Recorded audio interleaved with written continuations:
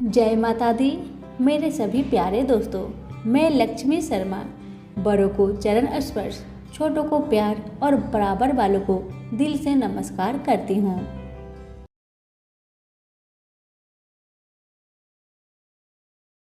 आज अधिक मास के शुक्रवार के दिन मैं आप सभी को सुनाऊंगी माँ अन्नपूर्णा की व्रत कथा, वैभव लक्ष्मी की व्रत कथा और सुनेंगे संतोषी माता की व्रत कथा। माता रानी की कृपा पाने के लिए कथा को मन में श्रद्धा और विश्वास बनाकर सुने। आपकी सभी मनोकामना माता रानी की कृपा से जल्दी पूरी हो जाएगी। तो प्रेम से बोलिए अन्नपूर्णा माता की जय, वैभव लक्ष्मी माता की जय, संतोषी माता की जय। अब सुनिए माँ अन्नपूर्णा की व्रत कथा।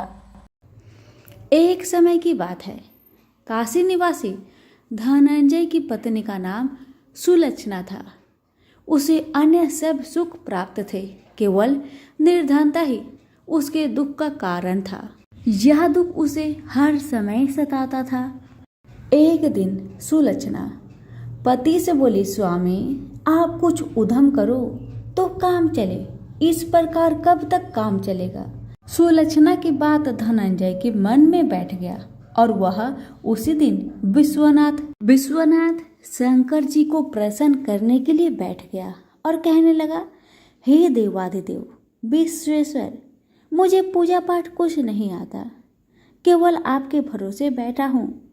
इतनी विनती करके वह 2-3 दिन भूखा प्यासा बैठा रहा। यह देखकर भगवान शंकर ने उसके कान में अन्नपूर्णा अन्नपूर्णा अन्नपूर्णा इस प्रकार 3 बार कहा।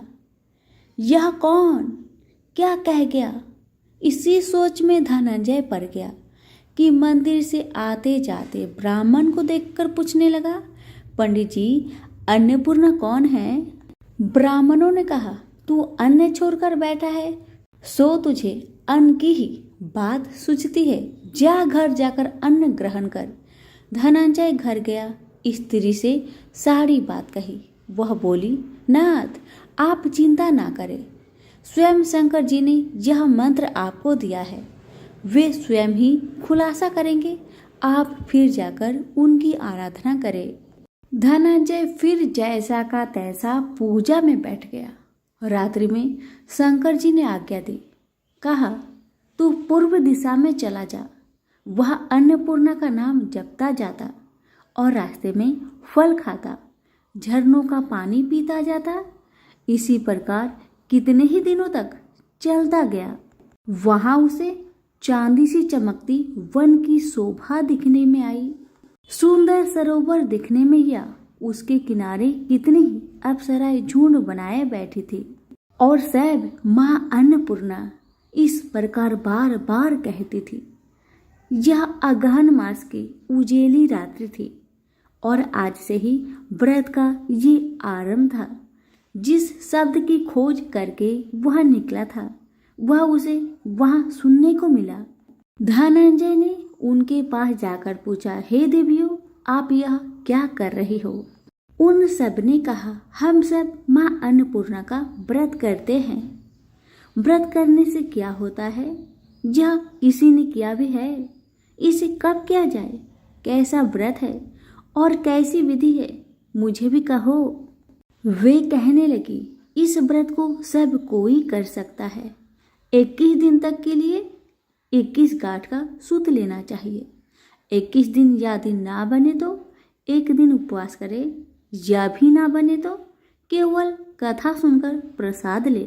निराहार रहकर कथा कहे, कथा सुनने वाला कोई ना मिले तो पीपल के पत्तों को रख, सुपारी या घृत कुमारी वृक्ष को सामने कर, दीपक को साक्षी कर, सूर्य गाय तुलसी या महादेव को बिना कथा सुनाए मुख में दाना न डाले।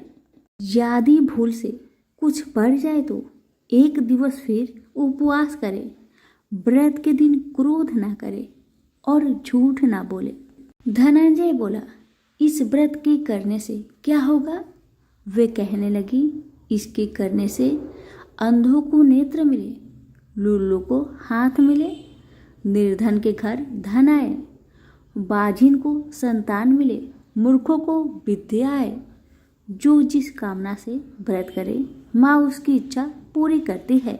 वह कहने लगा, बहनों, मेरे भी धन नहीं है, विद्या नहीं है, कुछ भी तो नहीं है। मैं तो दुखिया ब्राह्मण हूँ, मुझे इस व्रत का सूत दोगी? हाँ भाई, तेरा कल्याण हो, तुझे देगी। ले, इस व्रत का मंगल सूत्र ले। धनंजय ने व्रत किया।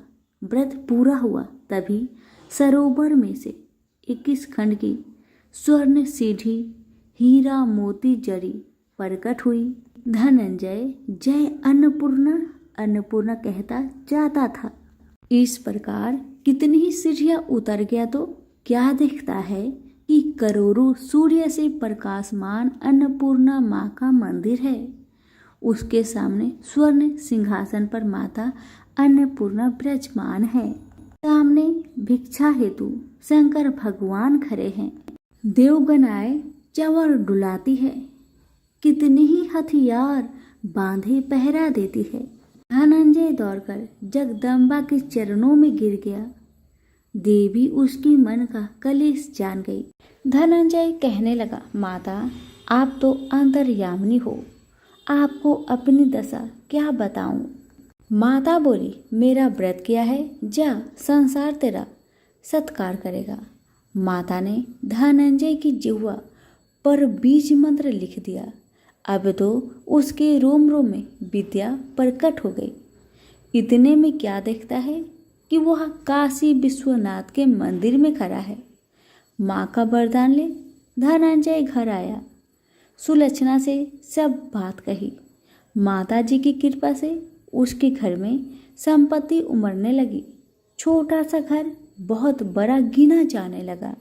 जैसे शहद के पत्तों में मक्खियाँ जमा होती है, उसी प्रकार उनके सगे संबंधी आकर उसकी बड़ाई करने लगे। कहने लगे, इतना धन और इतना बड़ा घर, सुंदर संतान नहीं हो तो इस कमाई का कौन भोग करेगा? सुलक्षणा से संतान नहीं है, इसलिए तुम दूसरा विवाह करो। अनिच्छा होते हुए भी धनंजय को दूसरा विवाह करना पड़ा और सती सुलक्षणा को सौत का दुख उठाना पड़ा। इस प्रकार दिन बीतते गया। फिर अगहन मास आया। नए बंधन से बंधे पति से सुलक्षणा ने कहलाया कि हम व्रत के प्रभाव से सुखी हुए हैं, इस कारण यह व्रत छोड़ना नहीं चाहिए। यह माता जी का प्रताप है जो हम इतने संपन्न और सुखी है। सुलक्षणा की बात सुन धनंजय उसके यहाँ आया और व्रत में बैठ गया। नई बहू को इस व्रत की खबर नहीं थी।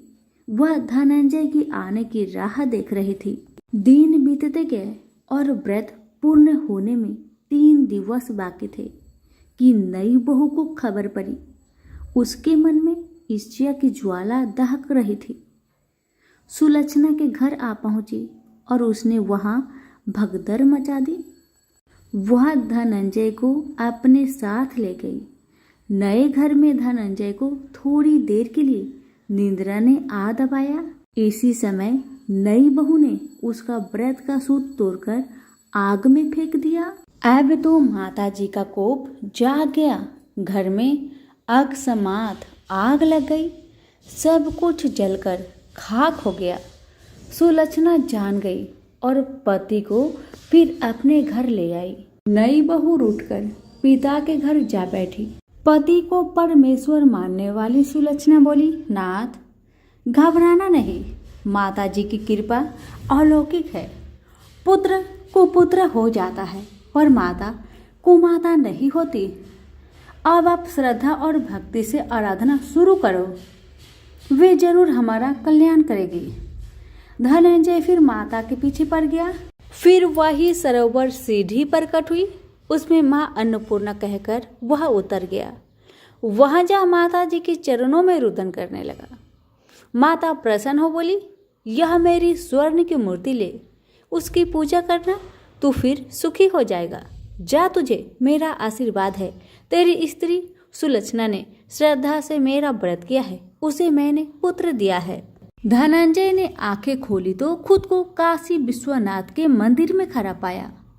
वहां से फिर उसी प्रकार घर को आया। इधर सुलक्षणा के दिन चढ़े और महीने पूरे होते ही पुत्र का जन्म हुआ। गांव में आश्चर्य की लहर दौड़ गई। मानता आने लगा। इस प्रकार उसी गांव के निसंतान सेठ के पुत्र होने पर उसने माता अन्नपूर्णा का मंदिर बनवा दिया।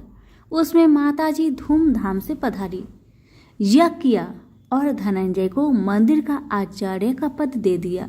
जीविका के लिए मंदिर की दक्षिणा और रहने के लिए बड़ा सा सुंदर भवन दिया। धनंजय स्त्री पुत्र सहित वहां रहने लगा।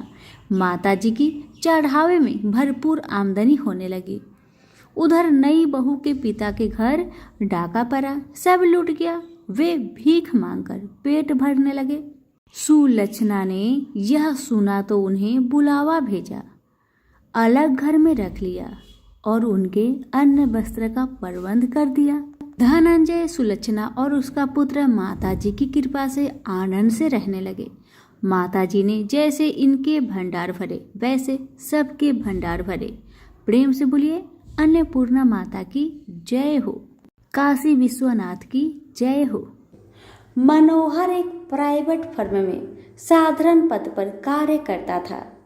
जितना वेतन मिलता था उसमें घर खर्च मुश्किल से ही पूरा हो पाता था।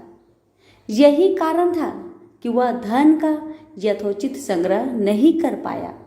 उसने इतना अवश्य किया था कि अपनी लड़की रचना को अच्छी शिक्षा दिलाने में लापरवाही नहीं बरती थी। रंजना जितनी खूबसूरत थी उतनी ही गुणवान व बुद्धिमान थी। समय के साथ साथ उसने यौवन की दहलीज पर कदम रखा। एक दिन मनोहर की पत्नी माधवी ने कहा, सुनो जी, लड़की अब सयानी हो गई है, इसके बारे में कुछ सोचा है आपने? मनोहर ने कहा, तुम चिंता क्यों करती हो? भाग्यवान, हमारी बिटिया में क्या कमी है? वह सुंदर है, गुणवान है, बुद्धिमान है।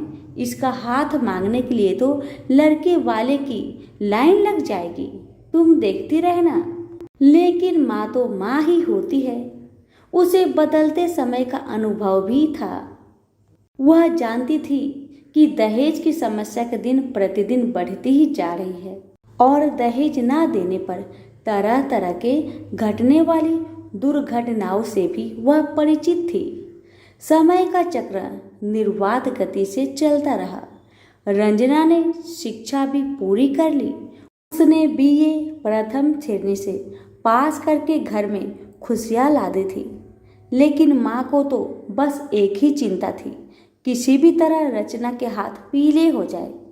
पिछले कुछ दिनों में मनोहर को भी रंजना की शादी की चिंता सताने लगी थी और वह योग वर की तलाश में जुट गया था।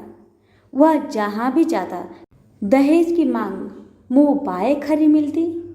सीधा साधा मनोहर दुनियादारी से परिचित था। उसने तो यही सोचा था कि उसकी लड़की की शादी उसके गुण व रूप के कारण कहीं भी हो जाएगी। लेकिन जब वास्तविकता सामने आई तो वह भी हताश हो गया। एक दिन मनोहर ऑफिस में अपनी सीट पर मुंह लटकाए बैठा था। तभी उसकी सहकर्मी धन सिंह उसके पास आया और पूछा, मनोहर क्या बात है, मुंह लटकाए क्यों बैठे हो? सब कुछ ठीक ठाक तो है ना? मनोहर ने अपनी सारी समस्या उसके सामने रखी तो वह बोला, आजकल माँ वैभव लक्ष्मी के काफी चमत्कार सुनने में आ रहे हैं। चारों तरफ उन्हीं की जय जयकार हो रही है। सुना है माँ वैभव लक्ष्मी हर समस्या का समाधान चुटकियों में ही कर देती है। मेरा तो कहना है कि तुम भी उनकी शरण में चले जाओ। बिटिया के लिए योग वर खुद ब खुद तुम्हारे द्वार पर आ जाएगा। धन सिंह की बातों से मनोहर का विवेक जाग उठा और उसने पत्नी सहित माँ वैभव लक्ष्मी के 21 शुक्रवार तक व्रत रखने का संकल्प लिया। व्रत के दिन पति पत्नी माँ का ही गुणगान करते रहे और शाम को पूजन कर भोजन करते हैं। इस तरह जब 7वें शुक्रवार का व्रत था, उसी दिन उसकी फर्म का मालिक सेठ दीनदयाल उसके घर पहुंचा। उन्हें देखकर पहले तो मनोहर चौंका, फिर आओ भगत में जुट गया। सेठ दीनदयाल ने मनोहर से कहा, मनोहर बुरा न मानना, तो मैं एक बात कहूँ। मनोहर ने कहा, आप भी कैसी बातें करते हैं सेठ जी, आप तो बस आदेश करें। सेठ दीनदयाल ने कहा, तुम्हारी बेटी रचना मुझे और मेरे लड़के राजेश को बहुत पसंद है। मैं चाहता हूँ कि इन दोनों की शादी कर दी जाए। तुम्हें कोई आपत्ति हो तो मुझे कहो। मनोहर को कानों से सुने शब्द पर विश्वास नहीं हुआ। अपनी प्रसन्नता को मन में दबाते हुए बोला, सेठ जी, कहा आप राजा भोज के सामान और कहा मैं गंगू तेली जैसा। आपके सामने मेरी हैसियत ही क्या है। सेठ दीनदयाल ने उसकी बात को भांपते हुए कहा, मनोहर तुम किसी प्रकार की चिंता मत करना, यह शादी दहेज के बिना होगी। बस मुझे तो रचना जैसी गुणवान लड़की ही चाहिए। मनोहर और उसकी पत्नी माधवी ने इसे माँ का ही चमत्कार माना और एक दूसरे की तरफ देखते हुए स्वीकृति दे दी। फिर रचना की शादी बड़े धूमधाम से हुई, जिसे देखकर सभी दंग रह गए। शादी के बाद मनोहर और उसकी पत्नी 21 शुक्रवार व्रत पूरे किए। व्रत के अंतिम दिनों दोनों ने 21 कन्याओं को भोजन कराया तथा माँ वैभव लक्ष्मी का विधिवत पूजन कर व्रत कथा की 21 पुस्तकें माँ के श्रद्धालु भक्तों में बांटी। माँ की कृपा से मनोहर माधवी सुखपूर्वक रहने लगे। इधर 9 माह बाद रचना को पुत्र रत्न की प्राप्ति हुई। ये सब माँ के चमत्कार की बदौलत ही संभव हो पाया था। तो सभी मिलकर बोलिए, माँ वैभव लक्ष्मी की जय। कथा अच्छी लगे तो दूसरों को शेयर अवश्य करें। कथा। किसी गांव में अनेक लोग रहा करते थे और सभी अपने अपने कामों में मग्न रहते थे। किसी को किसी का चिंता फिक्री परवाह था ही नहीं, सब अपने से ही मतलब रखते थे। इसी कारण से भजन कीर्तन, भक्ति भाव, दया माया, परोपकार जैसे संस्कार कम हो गए। उस गांव में बुराइयां बढ़ गई थी। शराब, जुआ, रेस, व्यभिचार, चोरी, डकैती वगैरह बहुत गुना शहर में होता रहता था। इसके बावजूद उस गांव में कुछ अच्छे लोग भी रहा करते थे। ऐसे ही लोगों में शीला और उनके पति की गृहस्थी मानी जाती थी। शीला बहुत धार्मिक प्रवृत्ति की थी और उसका स्वभाव संतोषी था। उनका पति भी विवेकी और सुशील था। शीला और उसका पति कभी किसी की बुराई नहीं किया करते थे और प्रभु भजन में अच्छी तरह समय व्यतीत करते थे। शहर के लोग उनकी गृहस्थी की सराहना करते थे। देखते ही देखते दिन बीतने लगा, समय बदल गया। शीला का पति बुरे लोगों से दोस्ती कर बैठा। अब होना क्या था वो तो हम सभी जानते हैं। अच्छे संगति का असर हमेशा अच्छा ही होता है, बुरा संगति का असर हमेशा बुरा ही होता है। इसलिए हमें हमेशा अच्छे संगति से संगत रखना चाहिए, बुरे से नहीं। अब जब शीला का पति बुरे लोगों से दोस्ती कर बैठा, अब वह जल्द से जल्द करोड़पति बनने का ख्वाब देखने लगा। इसलिए वह गलत रास्ते पर चल पड़ा। फलस्वरूप वह रोडपति बन गया। कहा जाता है ना, लालच बुरी बला है, इसलिए लालच नहीं करना चाहिए। अपना ईमानदारी और मेहनत से आगे बढ़ना चाहिए। अब जब शीला का पति रोडपति बन गया, जानी रास्ते पर भटकते भिखारी जैसी उसकी हालत हो गई थी। शराब, जुआ, रेस, चरस, गांजा वगैरह बुरी आदतों में शीला का पति भी फंस चुका था। दोस्तों के साथ उसे भी शराब की आदत बुरी तरह लग गई थी। इस प्रकार उसने अपना सब कुछ रेस जुए में गवा दिया। अब तो शीला अपने पति के बर्ताव से बहुत दुखी रहने लगी, किंतु उसे भगवान पर भरोसा था कि सब कुछ ठीक हो जाएगा। यही सोचकर वह अपने पति के बुरे बर्ताव को सहने लगी। शीला अपना अधिकांश समय प्रभु की भक्ति में बिताने लगी। अचानक एक दिन दोपहर को उनके द्वार पर किसी ने दस्तक दिया। शीला ने द्वार खोलकर देखा कि एक माजी खड़ी थी। उनके चेहरे पर अलौकिक तेज निखर रहा था। उनकी आंखों में से मानो अमृत की वर्षा हो रहा था। उनका भव्य चेहरा करुणा और प्यार से छलक रहा था। उनको देखते ही शीला के मन में अपार शांति छा गई। सारी चिंता मिट गई। शीला के रोम रोम में आनंद छा गया। शीला उस माजी को आदर के साथ अपने घर ले आई। दुख का बात यह था कि शीला के घर में बैठाने के लिए कुछ भी नहीं था कि माजी को किस पर बैठाया जाए। बेचारी यह सोच विचार के उसने एक सकुचाकर एक फटी हुई चादर पर उनको बिठाया और शीला ने कहा, माजी, मेरे घर में और कुछ भी नहीं है जो मैं आपको बैठा सकूं, इसलिए माँ मुझे माफ करना, मैं आपको फटी हुई चादर पर बैठा रही हूँ। माँ तो शीला की बातों से मंद मंद मुस्कुरा रही थी। माँ तो शीला की हर कहानी को जानती थी कि उसका पति उसके साथ कैसा व्यवहार कर रहा है। बेचारी कितने दुख में है। शीला के बातें सुन माजी प्रेम भरी शब्दों से बोली, शीला, क्यों मुझे तुमने पहचाना नहीं? हर शुक्रवार को लक्ष्मी जी के मंदिर में भजन कीर्तन के समय मैं ही तो वहां आती हूँ। इसके बावजूद शीला कुछ नहीं समझ पा रही थी। फिर माजी ने कहा, तुम बहुत दिनों से मंदिर नहीं आ रही हो, अतः मैंने सोचा चलो मैं ही देख लेती हूँ। माजी के अति प्रेम भरे शब्दों से शीला का हृदय पिघल गया।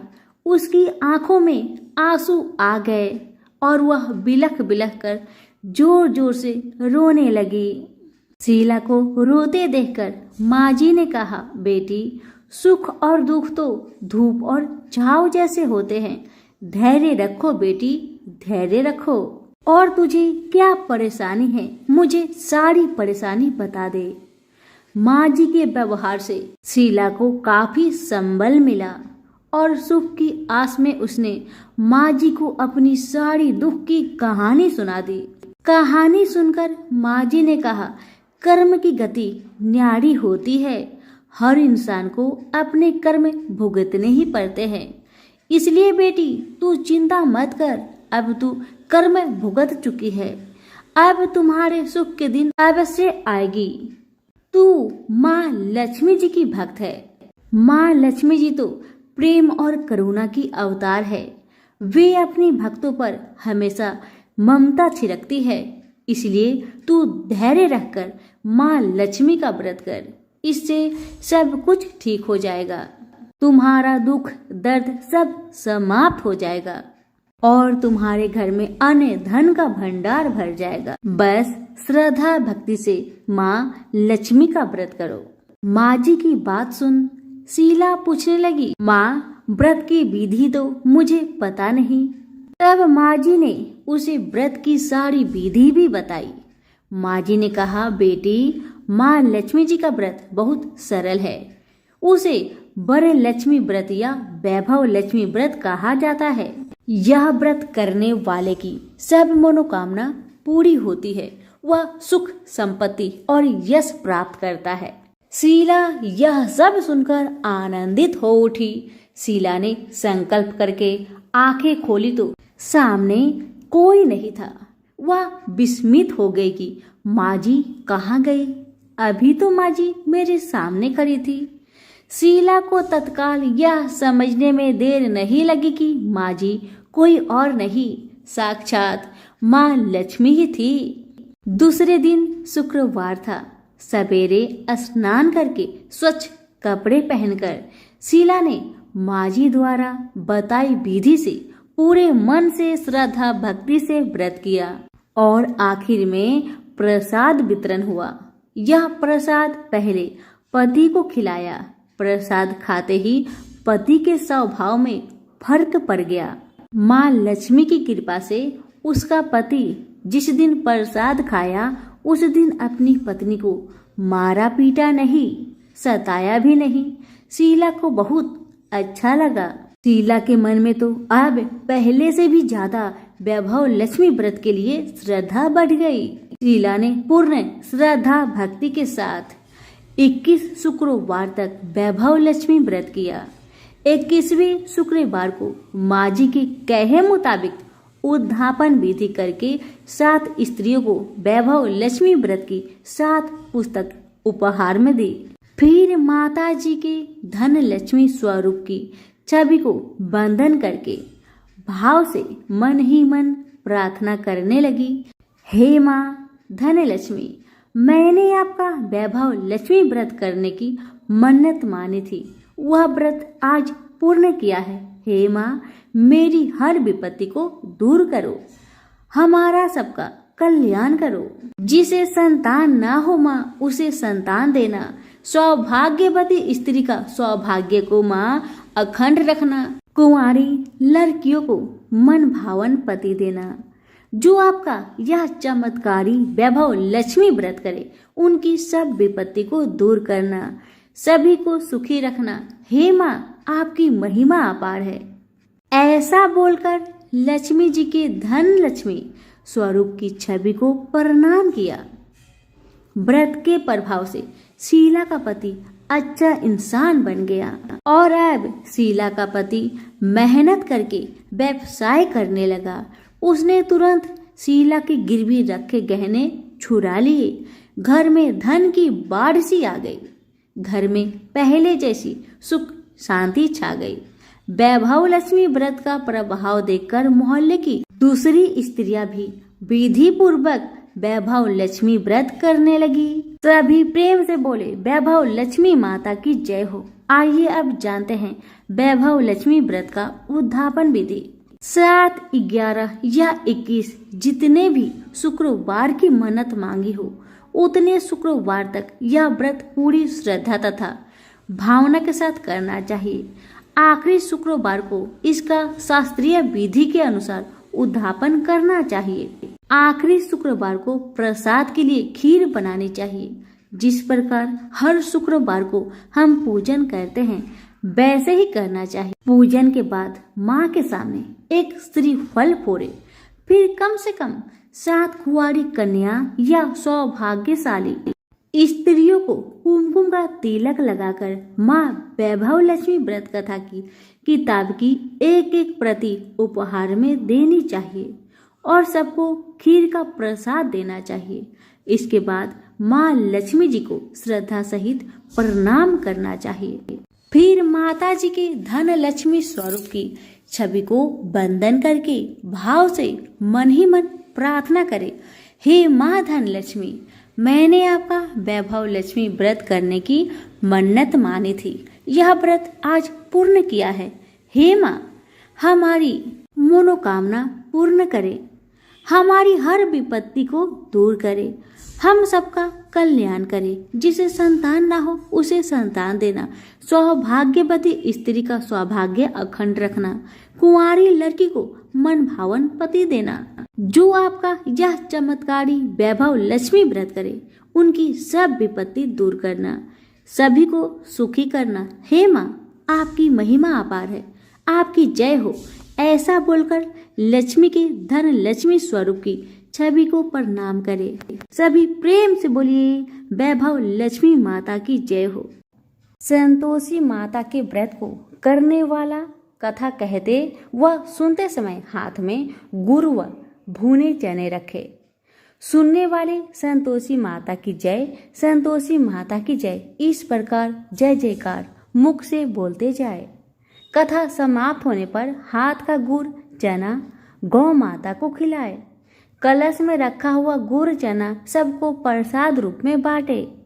कथा से पहले कलश को जल से भरे, उसके ऊपर गुड़ चने से भरा कटोरा रखे।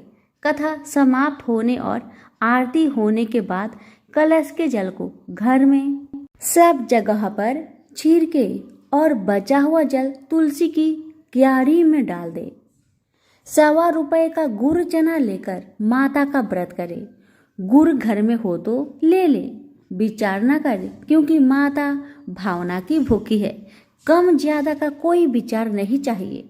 जितना भी आपसे बन पड़े अर्पण करे। श्रद्धा और प्रेम से प्रसन्न मन हो व्रत करना चाहिए। व्रत के उद्यापन में 2.5 सेर खाजा, मोमन दाल पूरी, खीर चने का साग नैवेद्य रखे। घी का दीपक जला संतोषी माता की जय जयकार बोले। नारियल फोड़े। इस दिन घर में कोई खटाई न खाए और ना किसी को खाने को दे। इस दिन 8 लड़कों को भोजन कराए। देवर जेठ के लड़के मिलते हो तो दूसरों को न बुलाना। कुटुंब में न मिले तो ब्राह्मण के रिश्तेदारों के या फिर पड़ोसियों के लड़के को बुलाए। उन्हें खटाई की कोई वस्तु ना दे तथा भोजन कराकर यथाशक्ति दक्षिणा दे। नगद पैसे ना दे, कोई वस्तु दक्षिणा में दे। व्रत करने वाला कथा सुन प्रसाद ले, एक समय भोजन करे। इस तरह से माता प्रसन्न होगी और दुख दरिद्रता दूर होकर मनोकामना पूरी होगी। अब सुनिए कथा। पहले बोलिए संतोषी मैया की जय हो। एक बुढ़िया थी, उसके 7 पुत्र थे। 6 कमाने वाले और एक निकम्मा था। बुढ़िया माँ 6 पुत्रों की रसोई बनाती, भोजन कराती और जो बचता वह 7वें को देती थी। परंतु वह बड़ा भोला था, मन में कुछ विचार न करता था। एक दिन अपनी पत्नी से बोला, देखो मेरी माता का मुझ पर कितना प्यार है। वह बोली, क्यों नहीं, सबका जूठा बचा हुआ तुमको जो खिलाती है। वह बोला, ऐसा भी कहीं हो सकता है। मुझे तुम्हारी बातों पर भरोसा नहीं। जब तक मैं अपनी आंखों से ना देख लूं, मैं मान नहीं सकता। पत्नी ने कहा, देख लोगे तब मानोगे। कुछ दिन बाद बड़ा त्योहार आया। घर में 7 प्रकार के भोजन और चूरमा के लड्डू बने। वह जांचने को सिर दर्द का बहाना बनाकर पतला कपड़ा सिर पर ओढ़कर रसोई में सो गया और कपड़े में से सब कुछ टुकुर टुकुर देख रहा था। 6 भाई भोजन करने आए। उसने देखा माँ ने उनके लिए सुंदर सुंदर आसन बिछाए, 7 प्रकार की रसोई परोसी। वह आग्रह करके उन्हें जिमाती है। वह देखता रहा। 6 भाई भोजन करके उठे, तब जूठी थालियों में से लड्डुओं के टुकड़ा उठाकर एक लड्डू बनाया। जूठन साफ कर माँ ने उसे पुकारा, उठ बेटा, 6 भाई भोजन कर गए, अब तू ही बाकी है, उठ ना। कब खाएगा? वह कहने लगा, माँ मुझे भोजन नहीं करना, मैं परदेश जा रहा हूँ। माता ने कहा, कल जाता हो तो आज चला जा। वह बोला, हाँ हाँ आज ही जा रहा हूँ। यह कहकर वह घर से निकल गया।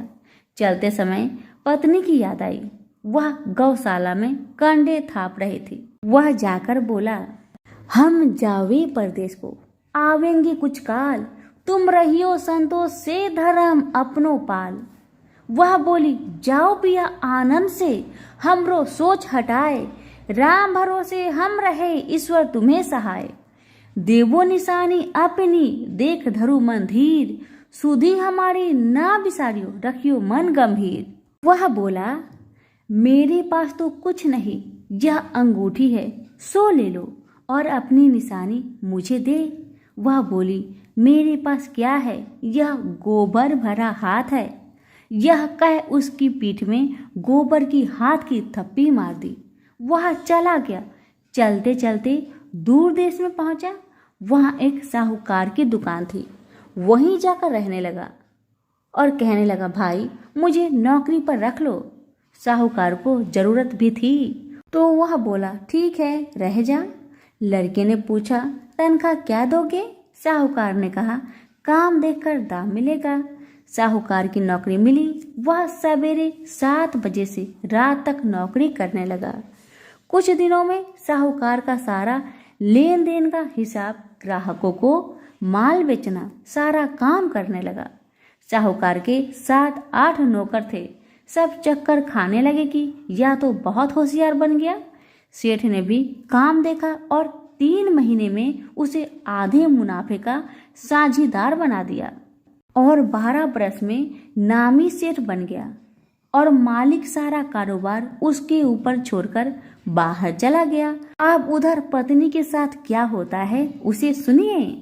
सास ससुर उसे दुख देने लगे, सारी गृहस्थी का काम करा के उसे लकड़ी लेने जंगल में भेजते और घर की रोटियों के आटे से जो भूसी निकलती थी उसकी रोटी बनाकर रख दी जाती थी और फूटी नारियल की खोपड़ी में पानी। इस तरह दिन बीतते रहे। एक दिन की बात है, वह लकड़ी लेने जा रही थी कि रास्ते में बहुत सी स्त्रियां संतोषी माता की व्रत करती दिखाई दी। वहीं खड़ी हो वह भी कथा सुन और बहनों से बोली, बहन तुम किस देवी देवता का व्रत करती हो और इसके करने से क्या फल होता है? इस व्रत की करने की विधि क्या है? यदि तुम अपने इस व्रत का विधान मुझे समझाकर कहोगी तो मैं भी तुम्हारा बड़ा एहसान मानूंगी। तब उनसे एक स्त्री बोली, सुनो, यह संतोषी माता का व्रत है। इसके करने से निर्धनता दरिद्रता का नाश होता है, लक्ष्मी आती है, मन की चिंताएं दूर होती है, घर में होने से मन को सुख प्रसन्नता और शांति मिलती है। व्रत के दिन घर में खटाई कोई न खाए। यह सुनकर बहू चल दी। रास्ते में लकड़ी बोझ को बेच दिए और उन पैसों से गुड़ चना ले माता के व्रत की तैयारी कर आगे चली गई और सामने मंदिर देख पूछने लगी, यह मंदिर किसका है? सब बच्चे कहने लगे, संतोषी माता का मंदिर है। यह सुन माता के मंदिर में जा माता के चरणों में लौटने लगी। दिन हो विनती करने लगी, माँ मैं निपट मूर्ख हूँ, व्रत के नियम कुछ नहीं जानती, मैं बहुत दुखी हूँ। हे माता जगत जननी, मेरा दुख को दूर कर, मैं तेरी शरण में हूँ। माता को दया आई। एक शुक्रवार बीता कि दूसरे शुक्रवार को ही इसके पति का पत्र आया और तीसरे को उसका भेजा पैसा भी आ गया। यह देख जेठानी मुंह सिकुड़ने लगी, इतने दिनों में इतना पैसा आया, इसमें क्या बुराई है? लड़के ताने देने लगे कि काकी बुलाने से भी नहीं बोलेगी। बेचारी सरलता से कहती, भैया पत्र आवे, रुपया आवे तो हम सबके लिए अच्छा है। ऐसा कहकर आंखों में आंसू भरकर संतोषी माता के मंदिर में आ मातेश्वरी के चरणों में गिरकर रोने लगी। माँ मैंने तुमसे पैसा नहीं, मुझे पैसे से क्या काम है माँ, मुझे तो अपने सुहाग से काम है। मैं तो अपनी स्वामी के दर्शन और सेवा मांगती हूँ। तब माता ने प्रसन्न होकर कहा, जा बेटी तेरी स्वामी आएगा। यह सुन खुशी से बावली हो घर का काम काज करने लगी। अब संतोषी माँ विचार करने लगी, इस भोली पुत्री से मैंने तो कह दिया तो उसका पति आएगा, पर आवेगा कहाँ से? वह तो इसे सपने में भी याद नहीं करता। उसे याद दिलाने के लिए मुझे जाना पड़ेगा। इस तरह माता बुढ़िया के सपने में जा प्रकट हो कहने लगी, साहूकार के बेटे सोता है या तू जागता है? वह बोला, माता सोता भी नहीं जागता भी नहीं, बीच में ही हूँ, कहो क्या आज्ञा है? माँ कहने लगी, तेरा घर बार कुछ है या नहीं? वह बोला, मेरा सब कुछ है माँ, बाप भाई बहन व पत्नी, क्या कमी है? माँ बोली, भोले पुत्र तेरी स्त्री घोर कष्ट उठा रही है, तेरे माँ बाप उसे दुख दे रहे हैं, वह तेरे लिए तरस रही है, तू उसकी सुधि ले। वह बोला, माता यह तो मुझे मालूम है, परंतु जाऊँ कैसे? परदेश की बात है, लेन देन का कोई हिसाब नहीं, जाने का कोई रास्ता नजर नहीं आता माँ, कैसे चला जाऊँ? माँ कहने लगी, मेरी बात मान, सवेरे नहा धोकर माता का नाम ले, घी का दीपक जला, दंडवत कर दुकान पर बैठ जा, देखते देखते तेरा लेन देन चुक जाएगा, माल बिक जाएगा, साज होते होते धन का ढेर लग जाएगा। तब सवेरे बहुत जल्दी उठ उसने लोगों से अपने सपने की बात कही, तो वे सब उसकी बात अनसुनी कर दिल लगी उड़ाने लगे कि कहीं सपने भी सच होते हैं। एक बूढ़ा बोला, देख भाई, मेरी बात मान, इस तरह साच झूठ करने के बदले देवता ने जैसा कहा है वैसा ही करो, तेरा इसमें क्या जाता है।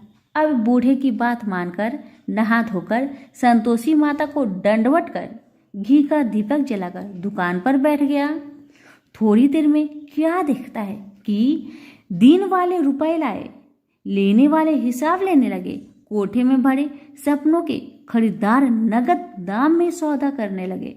शाम तक धन का ढेर लग गया। माता का यह चमत्कार देख खुश हो मन में माता का नाम ले घर जाने की वास्ते गहना कपड़ा खरीदने लगा और वहां के काम से निपटकर तुरंत रवाना हुआ। वहां पत्नी बेचारी जंगल में लकड़ी लेने जाती, लौटते वक्त माता जी की मंदिर में विश्राम करती है। वह तो उसका रोज रुकने का स्थान ठहरा। दूर से धूल उठती देखकर वह माता से पूछती है, हे माता, यह धूल कैसे उड़ रही है। माँ कहती है, हे पुत्री, तेरा पति आ रहा है। अब तू ऐसा कर, लकड़ियों के 3 बोझ बना ला, एक नदी के किनारे रख, दूसरा मेरे मंदिर पर और तीसरा अपने सिर पर रख। तेरे पति को लकड़ी का गट्ठा दिख मोह पैदा होगा, वह वहां रुकेंगे, नाश्ता पानी बना खा पीकर माँ से मिलने जाएगा। तब तू लकड़ी का बोझ उठाकर जाना और बीच में चौक के गट्ठा डालकर 3 आवाजें लगाना, लो सासू जी, लकड़ियों का गट्ठा लो, भूसे की रोटी दो, नारियल के खोपरे में पानी दो, आज मेहमान कौन आया है। माँ की बात सुन उसने कहा, बहुत अच्छा माता, कहकर प्रसन्न हो लकड़ियों के 3 गट्ठे ले आई, एक नदी के तट पर, एक माता के मंदिर पर रखा। इतने में ही मुसाफिर आ पहुंचा। सूखी लकड़ी देख उसके पति की इच्छा हुई कि यही निवास करे और भोजन बना खा पीकर गांव जाए। इस प्रकार भोजन बना विश्राम करके वह गांव को गया। जब वह सबसे प्रेम से मिल रहा था उसी समय पत्नी सिर पर लकड़ी का गट्ठा लिए आती है। लकड़ी की भारी बोझ आंगन में रखकर जोर से 3 आवाज देती है, लो सासू जी, लकड़ी का गट्ठा लो, भूसे की रोटी दो, नारियल के खोपरे में पानी दो, आज कौन मेहमान आया है। यह सुनकर उसकी सास अपने दिए हुए कष्टों को भुलाने हेतु कहती है, बहू ऐसा क्यों कहती है, तेरा मालिक ही तो आया है। आ बैठ जा, मीठा भात खा, भोजन कर, कपड़े गहने पहन। इतने में आवाज सुन उसका स्वामी बाहर आता है और अंगूठी देख व्याकुल हो माँ से पूछता है, माँ यह कौन है। माँ कहती है, बेटा यह तेरी पत्नी है, आज 12 वर्ष हो गए जब से तू गया है, तब से सारे गांव में जानवर की तरह भटकती रहती है, कामकाज घर का कुछ नहीं करती है, 4 समय आकर खा जाती है। अब तुझे देखकर भूसी की रोटी और नारियल के खोपरे में पानी मांगती है। वह लज्जित हो बोला, ठीक है माँ, मैंने इसे भी देखा है और तुम्हें भी देखा है, अब मुझे दूसरे घर की ताली दे दो, उसमें रहूं। तब माँ बोली, ठीक है बेटा, तेरी मर्जी। इतना कहकर ताली का गुच्छा पटक दिया। उसने ताली लेकर दूसरे कमरे में जो तीसरी मंजिल के ऊपर था उसे खोलकर सारा सामान जमाया। एक दिन में ही वहां राजा के महल जैसा ठाट बाट बन गया। अब क्या था, वो दोनों सुखपूर्वक रहने लगे। इतने में अगला शुक्रवार आया। बहू ने अपने पति से कहा कि मुझको माँ का उद्यापन की तैयारी करना है और इतना कहकर तैयारी करने लगी। जेठ के लड़कों को भोजन के लिए कहने गई। उन्होंने मंजूर किया, परंतु पीछे जेठानी बच्चों को सिखाती है, देखो रे, भोजन के समय खटाई मांगना जिससे उसका उद्यापन पूरा ना हो। लड़के जीवने आए, खीर पेट भर खाए, परंतु याद आते ही कहने लगे, हमें कुछ खटाई दो, खीर खाना हमें भाता नहीं, खीर देखकर तो हमें अरुचि होती है।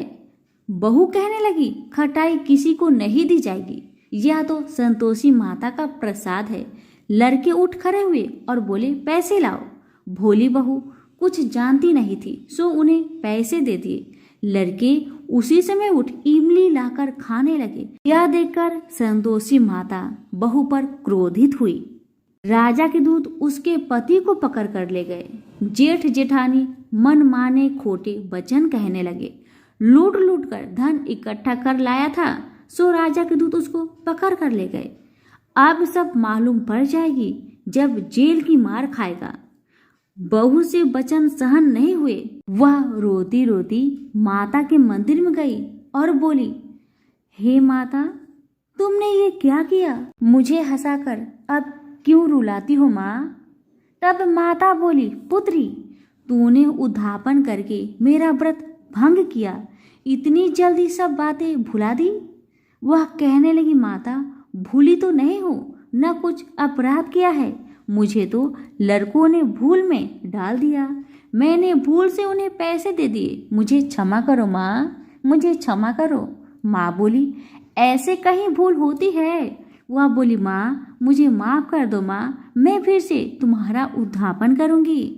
माँ बोली, अब भूल जा पुत्री, तेरा मालिक तुझे रास्ते में ही आता मिलेगा। वह घर को चली। रास्ते में उसका पति आता मिला। उसने पूछा, तुम कहाँ गए थे? तब वह कहने लगा, इतना धन जो मैं कमाया हूँ उसका टैक्स राजा ने मांगा था, वह भरने गया था। वह प्रसन्न हो बोली, भला हुआ, अब घर चलो। कुछ दिन बाद फिर शुक्रवार आया। वह बोली, मुझे माता का उद्धापन करना है। पति ने कहा, करो फिर। जेठ के लड़कों से भोजन को कहने गई। जेठानी ने एक दो बातें सुनाई और लड़कों को सिखा दिया कि तुम पहले ही खटाई मांगने लगना। लड़के कहने लगे, हमें खीर खाना नहीं भाता, जी बिगड़ता है, कुछ खटाई खाने को देना। वह बोली, खटाई खाने को नहीं मिलेगा, खाना हो तो खाओ, अन्यथा तुम जा सकते हो। वह बेचारी ब्राह्मण के लड़कों को लाकर भोजन कराने लगी। यथाशक्ति दक्षिणा की जगह एक एक फल उन्हें दिया। इससे संतोषी माँ प्रसन्न हुई। माता की कृपा होते ही 9वें मास उसको चंद्रमा के समान सुंदर पुत्र उत्पन्न हुआ। पुत्र को लेकर प्रतिदिन माता जी के मंदिर जाने लगी। माँ ने सोचा कि वह रोज आती है, क्यों ना मैं इसके घर चलूं, इसका आसरा देखूं तो सही। यह विचार कर माता ने भयानक रूप बनाया। गुड़ और चने से सना मुख, ऊपर सूर्य के समान होठ, उस पर मक्खियां भिनभिना रही थी। दहलीज में पांव रखते ही उसकी सास चिल्लाई, देखो रे, कोई चुड़ैल चली आ रही है, लड़कों इसे भगाओ नहीं तो किसी को खा जाएगी। लड़के डरने लगे और चिल्लाकर खिड़की बंद करने लगे। बहू रोशनदार से देख रही थी, पर संता से पागल होकर चिल्लाने लगी, आज मेरी माँ आई है, आज मेरी माँ मेरे घर को आई है। यह कहकर बच्चे को दूध पीने से हटाती है। इतने में सास का क्रोध फूट पड़ा। बोली, रांड, इसे देखकर कैसी उतावली हुई जो बच्चे को पटक दिया। इतने में माँ के प्रताप से जहाँ देखो वही लड़के ही लड़के नजर आने लगे। वह बोली, माँ जी, जिनका मैं व्रत करती हूँ यह तो वही संतोषी माता है। इतना कहा झट से सारे घर के किवाड़ खोल देती है। सबने माता के चरण पकड़ लिए और विनती कर कहने लगे, हे माता, हम मूर्ख हैं, हमें अज्ञानी हैं, पापी हैं, तुम्हारे व्रत की विधि हम नहीं जानते, तुम्हारे व्रत भंग कर हमने अपराध किया है माँ। हे माँ, आप हमारा अपराध क्षमा करो। उस प्रकार माता प्रसन्न हुई।